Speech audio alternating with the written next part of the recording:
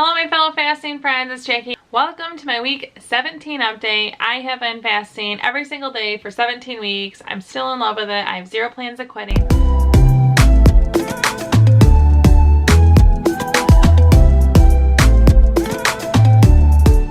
So this week I want to talk to you guys about the flexibility of intermittent fasting because I've gotten actually the same question in multiple forms from a few of my friends in the last week, and I thought it would be kind of something interesting to discuss. So initially when I started doing intermittent fasting, my plan was to have 18 hours of fasting and 6 hours of an eating window. I found over time that for me, I usually like to have a shorter eating window than 6 hours. I can become very satisfied with foods that I really love in a much shorter window. So I wanted to share with you guys how I morph my eating window and how it's super flexible for literally any type of day. So I have talked to you guys about up days and down days. Again, if you have not read Fast, Feast, Repeat, I highly suggest that you do that because that is where I get all my information, where I started my intermittent fasting journey on, and I really think that it would give you a lot of information. I am certainly not an expert. I'm definitely not a medical doctor, and if you have any medical issues, needs, go to your doctor, but also read the book. So what I'm sharing with you is my experience and how I am taking this information and applying it to my life. And I'm doing that just so you have another vision of what fasting could look like for you. And sharing in experiences is just one way to encourage and motivate each other. So I'm certainly not an expert, but I am someone that has actual experience. 17 weeks worth, actually. I initially planned to have at least 18 hours fasting, and I do still do that. So that is something that hasn't changed from the beginning. I like to have at least 18 hours of fast. I actually really like to get more than that because I find I get increased energy the longer that I fast. I just feel really energized. So bottom line, I really enjoy having a longer fast. But that hasn't changed, the 18 hours. What has changed is my eating window. So I initially planned to keep my daily window available 4 to 10. That's 6 hours of eating. However, when I started, I didn't know anything. I mean, when you start, you have no experience to base off of for yourself, and I truly believe part of the magic of intermittent fasting is that every single person can build it the way that works for their body.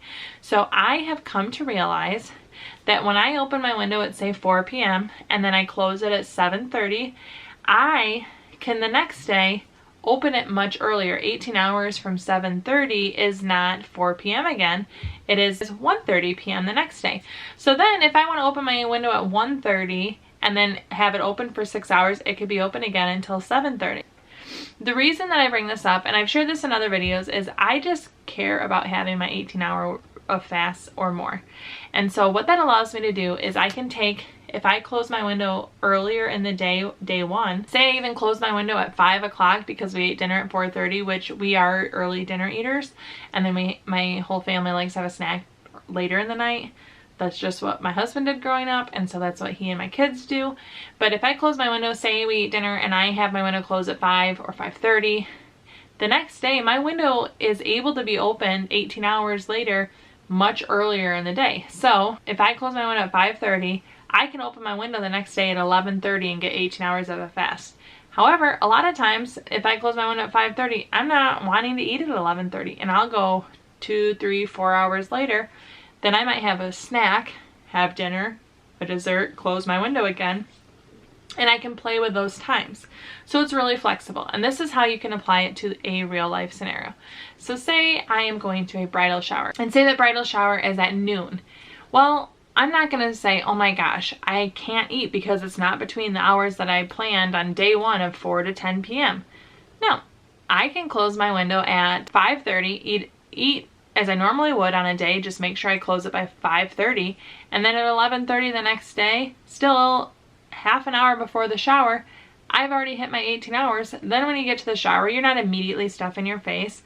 It might be half an hour later that you grab a mimosa or you grab an orange juice or a coffee, and you can then fill your plate. You can also just have black coffee and keep on fasting. There's so many flexibilities. And the cool thing is the longer you fast, the easier it'll be for you to be around people that are eating and not really care if you're not eating or not.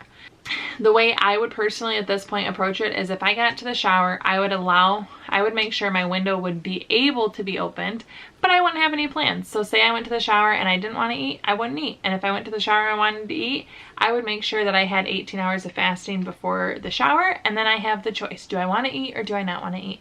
And if I decide that the food there isn't worth it, like I don't like fish and I don't like mushrooms, and there's just certain foods that wouldn't be worth it to me to open my window for, but if they have chicken salad on a croissant, you better believe I'm going to eat that. So it is super flexible. And the other thing is, even if you only fast for 12 hours, if I close my window one night at 7 p.m. and then at 7 a.m. I wake up and I'm super hungry, guess what? I could, if I choose to, open my window at 7 a.m., eat, and I only had a 12-hour fast. But that doesn't mean I stopped fasting. That just means I had a shorter fasting window. Is it going to work if every single day you only have a 12-hour fasting window? No, it's not. It's not going to give you the same results. However, doesn't mean that you stopped, or it doesn't mean that you fell off the wagon, because as Jen says, the author of Fast, Feast, Repeat, and Delay, Don't Deny, there is no wagon. Fasting is a lifestyle. So you do it how it works for you, and then you can flex it to your needs. So if you're out of town with friends and you want to have longer eating windows, do it and then get back to your regular fasting schedule. There is nothing that is prohibiting you. It's not like you're suddenly fallen into a sin trap. And I can almost guarantee you that when you have a longer day of eating and you use that flexibility, you're going to realize how poopy you felt, and you'll probably realize how good you feel fasting, and it's even more motivating to fast, because I feel so much better when I'm fasting and having shorter eating windows. I really enjoy my food in those eating windows. I close it and then I look forward to my next one, but it's not like I'm sitting here like starving or like pacing around waiting for my window to open. No, I actually fast quite happily, and it really works for me, especially every single week that I get under my belt. I'm just building that fasting muscle, and it's pretty darn easy to do at this point. And I really am able to kind of fit literally whatever we've had thrown at us into how I want to incorporate fasting. Now that I've discussed that, I'm going to share with you guys my results for week 17. I, for the very first time, gained weight.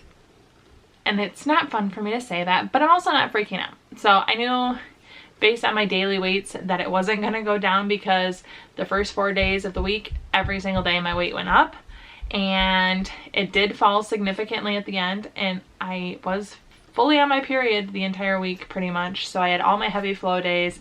I was very bloated. I knew it was an issue, but my weight went up like it was like 0.12 or 0.21. I'll put the actual data right here.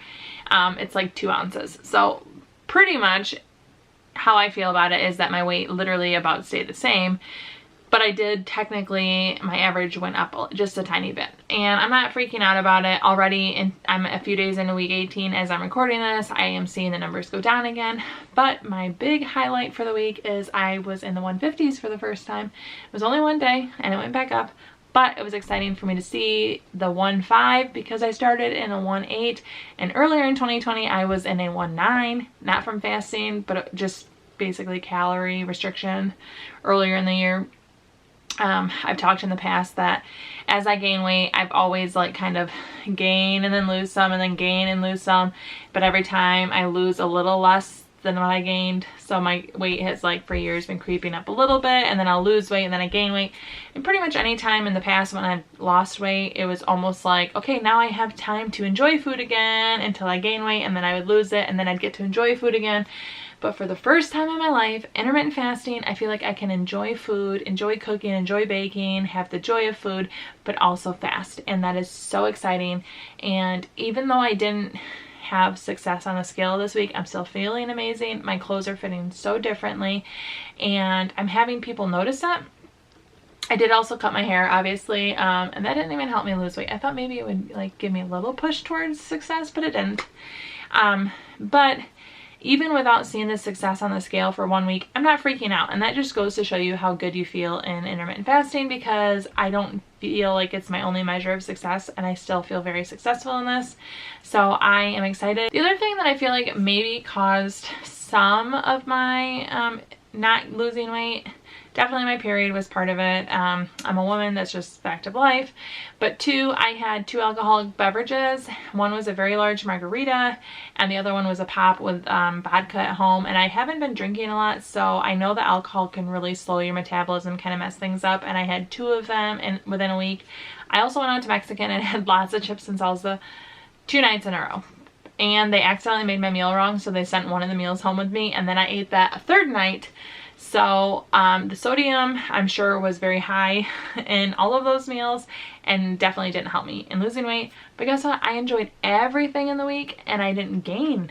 I mean, I gained 2 ounces, but I don't count that. So overall, I still consider it a success, and I had a lot of really yummy food. I enjoyed it and I didn't feel guilty about it one bit. I have heard from a number of people in comments, in my Instagram messages, also on Facebook, that have told me that they've joined or that they found the book and read the book through these videos, and I'd love to hear from you in the comments. How is fasting going for you? Let me know below. I would love to talk with you, chat with you. Here's my weekly average of fasting windows, where you can see what my average was for the entire week and the hours that I did every single day. It just gives you a snapshot. I log in my fasting window. I log all my fasts in an app called Zero. It just helps me because then I don't have to remember like when did I close my window, and I like data, so I'm just a data type person. So you can see that here. You can also see my daily weights every single day. Here, that's what I use to make my weekly average. And if you are struggling with how to find your weekly average, below I have linked a video. It's hidden. You can't find it unless you click on the actual link. And it is just a tool that I made where you can download a Google document, you save it on your own computer, and every single day you can log your weight and it figures out your weekly average for you. It's super simple. I love Google Documents, and I thought it would be helpful if I shared that with you guys. So check it out. I focus on 1 meal a day, where I generally have like a snack, a dinner, and then a dessert. Just because I share with you the foods that I eat, it is not meaning that that is food that's going to work exactly for you, but I do think that people like to see what works for other people, to give them ideas or to see that it can work, and that is why I share with you. So I'm not saying eat what I eat and you'll be successful. I'm just sharing with you what works for me to maybe inspire you, give you ideas, and just basically solidify that I'm not starving myself. I know that is a concern with intermittent fasting, that people are just literally starving themselves. I eat a lot and I really enjoy my eating window. So now I'm going to share with you some sample meals right now. Yeah. So I'm opening my up day, the start of week 17. I'm having an everything bagel with veggie cream cheese and artichokes, and pumpkin granola with almond milk. So you guys saw my breakfast that I opened with, and then Calvin and I went on a McDonald's picnic earlier, and I got their 2 cheeseburger meal with an iced coffee. And now I'm having leftover meatballs, leftover coleslaw, and some pickles. And I will probably have a snack today. I'm kind of experimenting what my body will do with a really long up day. So this is the final part of my up day. I already ate a piece of banana cake, essentially. It looks just like this. I ate it though, so you're not gonna see that. And now it's almost 9 at night, and I'm having chips and queso from Qdoba with a can of pop and vodka mixed into it. This has been probably the worst eating day I've had in 17 weeks. Okay, so I'll be ending my fast after about 20 hours, and I'm having buttered chicken, but instead of chicken, we're having paneer, which is an Indian cheese. I just love that sauce so much. I have white rice under there, but I do like to use so much sauce that people wonder, is there anything under the sauce? Steamed broccoli, and my air fried non-dippers. So this is like my favorite dinner, whether it's with chicken or paneer. It's so delicious. So immediately after eating my butter paneer dinner, I am having 2 of these peanut butter candy cookies from Aldi and a glass of almond milk. Basically, it's just a snack, but it's right after dinner, so I'm gonna have less than an hour window, but so much satisfying food. I'll be delighted to go into my fast after eating all this.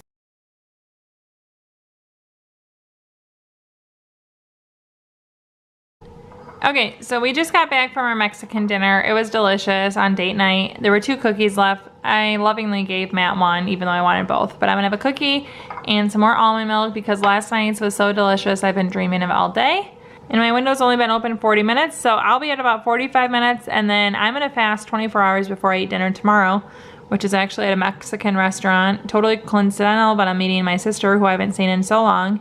at a family dinner that was chosen to be at a Mexican restaurant. So these are delicious. Okay, so my family's having baked potatoes tonight, and while I normally like baked potatoes, it's just not a dinner I've been looking forward to, so I'm taking the opportunity to have a down day. I went out to Mexican the last 2 nights. I have about 400 calories between my bagel, cheese, and egg, and then I have artichoke and bell peppers, which are both very low calorie, so it's about 400 calories right there. And then I'm guessing this is way less than 70 calories of broccoli. Broccoli is very low calorie. So I know I'm definitely under 500, right about there though. So this is my 500 calorie down day, right at 18 hours of fasting. And within 10-15 minutes, I'll be right back into my fast again. Okay, so I have been fasting for just about 20 and a half hours after my down day. So this is an up day, and I'm opening with a bagel and cream cheese.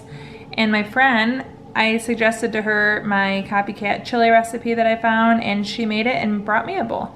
So I'm eating that for lunch today, and I'm super excited to open my up day with this lunch. On my up day, I definitely had my fair share of snacking on the sweet and spicy Cajun trail mix. It's so good. I'm making beef tacos for dinner, but I had this left over from a restaurant this week, so I'm eating this and probably a couple tacos. So I had the leftover Mexican that I ate, and then I made my tacos. So after having the taco and leftover Mexican, I'm eating 2 peanut butter Reese's cookies and some almond milk. This has been like a favorite of mine, and I look forward to it. So I'm eating that to close my window, and it'll be just under 7 hours. My husband made apple pie, and it wasn't ready till after I closed my window last night, so I saved it to open my window with today. This is after 20 hours of fasting, and I cannot wait to eat it. And yes, I have pumpkin whipped cream on top. So for dinner, we're having spaghetti, broccoli, and spaghetti sauce with meatballs. I'm just having actually broccoli covered in red sauce and meatballs. That just sounded best to me today, and I knew it would be really filling. And you know, I ate apple pie earlier, so you give, you take, you win some, and you eat broccoli sometimes. Even though I absolutely love getting restaurant salsa from a Mexican restaurant, I make a very delicious restaurant salsa. It's Reed Drummond's recipe. I've just altered it a little bit. And you can check out this video where I share with you how I make Reed Drummond salsa, and I change it just a little bit to make it a little bit better. Thank you so much for watching. Ciao, down, and ciao.